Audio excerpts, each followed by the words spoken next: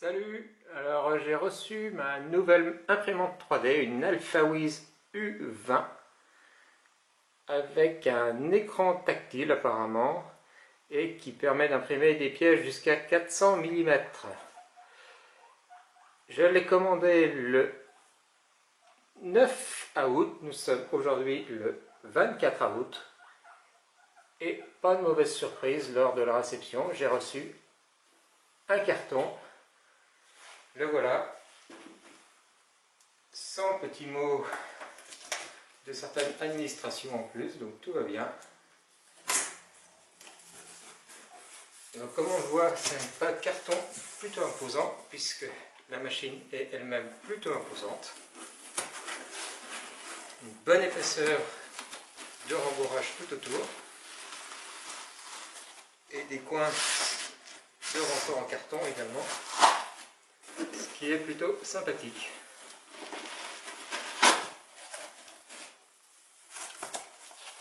Une première épaisseur de rembourrage et on accède au plateau.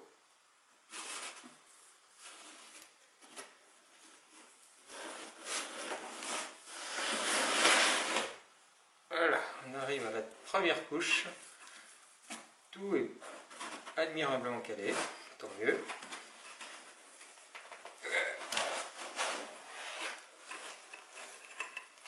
Et on va essayer. Alors, déjà, que dire de ce plateau?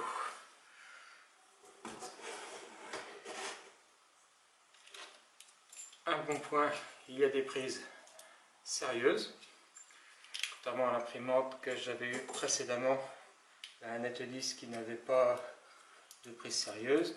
Ici, c'est soudé. Nous avons sur le dessus une plaque en verre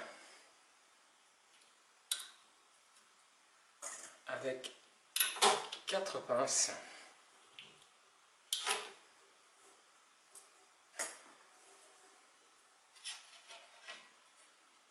Voilà, donc une plaque en verre qui est recouvert d'un film spécifique à l'imprimante. On trouve ça maintenant sur beaucoup d'imprimantes. Ça, c'est légèrement granité et ça permet d'améliorer l'accroche. Voilà, la plaque de verre fait sensiblement 4 mm. Et dessous, nous avons un plateau chauffant en aluminium de 300 par 300 mm. Ici, nous avons un moteur pas à pas sur une structure en aluminium. Nous avons également un contact fan course qui, lui, visiblement, a souffert un petit peu lors du transport. Je réparerai ça tout à l'heure. Et si on regarde le dessous du plateau, on voit qu'il y a 6 roulements bien en forme de V, des vis de réglage et une plaque plutôt épaisse en aluminium pour déplacer le plateau. On voit également que c'est des câbles de bon calibre qui sont fixés sur le plateau chauffant, ce qui fait qu'on ne devrait pas avoir de problème particulier. Il y a également des patins en caoutchouc pour limiter le bruit.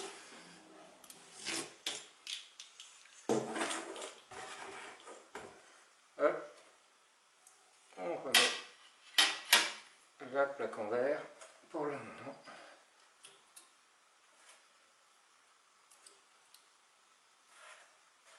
Et je pense qu'il y a également moyen d'imprimer en mettant le film plastique directement sur le plateau métallique si on veut augmenter le rendement.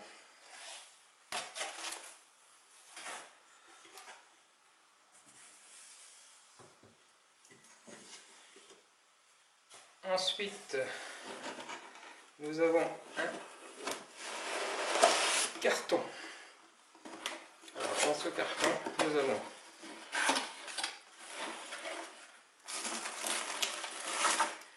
une petite bobine de 200 g de filament PLA jaune.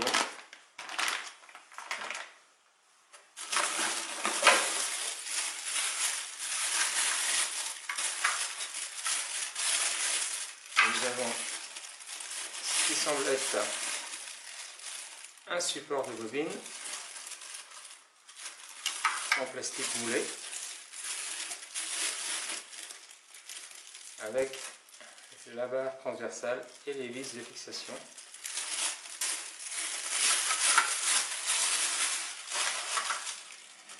Nous avons un cordon avec la prise européenne 220 volts. Nous avons deux supports pour la partie supérieure avec un fin de course. Nous avons une micro SD et un lecteur de micro SD. Apparemment,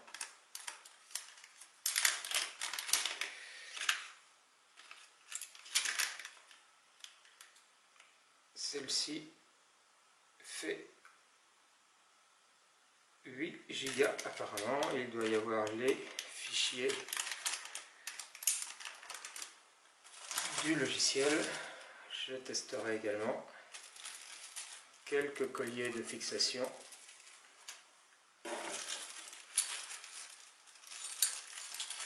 Nous avons deux clés, un petit tournevis plat et une aiguille qui permet de déboucher les buses ou faire de l'acupuncture si ça vous amuse.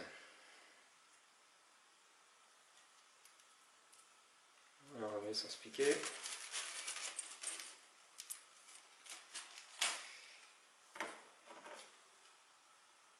Une très belle passe coupante également.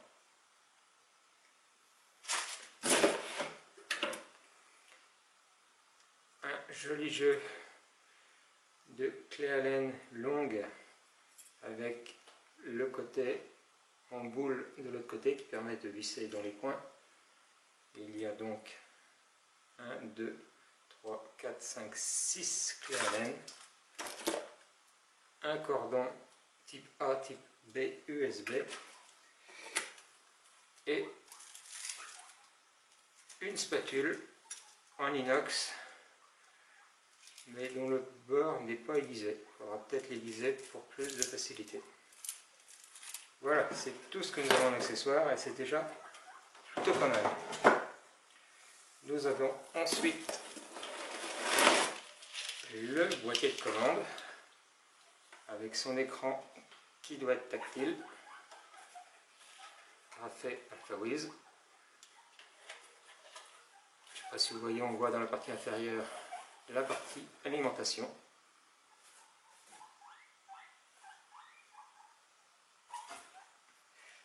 Et ce que vous entendez derrière, c'est mon imbécile de cochon d'Inde qui fait le bazar. Je le démonterai également pour montrer ce qu'il y a à l'intérieur. On voit de ce côté-là qu'il y a les câbles pour des moteurs pas à pas et des fans de course. Ils ont chacun une étiquette qui permettra d'identifier où ils vont. Il y en a un deuxième jeu avec d'autres moteurs et d'autres fans de course et également deux prises. Une qui ira sur le chauffage du plateau et l'autre qui ira certainement au niveau de la buse pour l'extrusion. On enlève maintenant les derniers éléments. Encore un ici.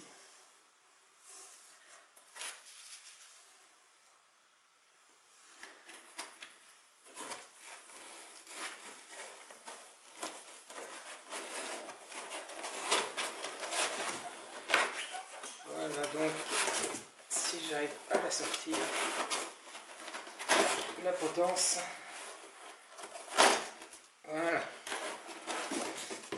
voilà, complètement parfaitement assemblée. Elle est équipée de 3 moteurs, un moteur d'extrusion avec un extrudeur en aluminium et un contact qui semble être le contact de détection de fil. Il y a un câble téflon qui amène jusqu'à l'extruseur, un moteur Tronxy qui gère l'axe Z, je pense,